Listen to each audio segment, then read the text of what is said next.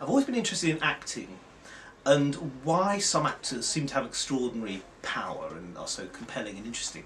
And I'd heard about Henry Irving, and it's strange because there's hardly any references to him, although he was the star actor of the Victorian period. We really don't know much about him. I think the only reference to him in contemporary culture is in The Woman in Black. And so I started to look into his reputation, and I discovered that he had this extraordinary relationship with Bram Stoker, and that Bram Stoker was the theatre manager of the Lyceum, and in their day, whereas we now know Stoker very well for Dracula, Irving is almost unheard of. And I thought, well, how's that happened? Why do we not remember these stars, these huge celebrities who were internationally famous in their period? And I started looking into Stoker's backstory and started to imagine what the kind of backstage life of these two Victorian stars might have been, and that's really where the play took root. I always think, I always want a play to be as rich as possible. I always see a play as being, it can have ideas, it can have wonderful thoughts and challenging ideas in it, but I think most of all, I love people to have a great night out. And I hope, well, I'm sure that this is one. It's full of illusions, scares, but there's plenty of laughs as well. It takes you through a very interesting area of theatre history where a battle's kind of being fought between the last stages of this sort of romantic drama that's full of spectacle, illusion, ghosts, that's really, you know, richly theatrical, and the new realism and naturalism that's coming. And that's why I think it's interesting from a historical point of view, but also just as a piece of really fun entertainment that I think will be a great night out.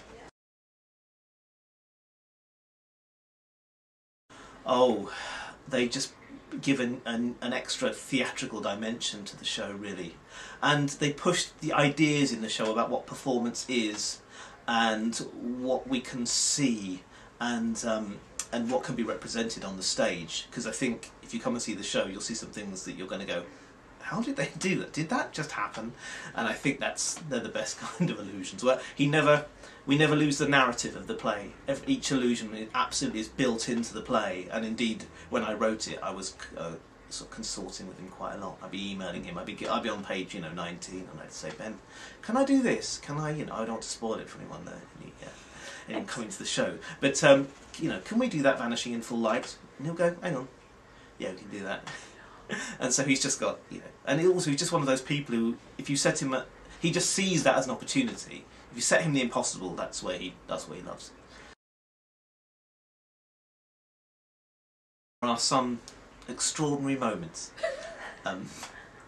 which I suppose I can't really, I don't want to give anything away. There are 3 really standout illusions that I hope people are going to go wow and be a bit scared, but also go, how did that happen? And have lots to talk about as they leave the theatre or in the intermission.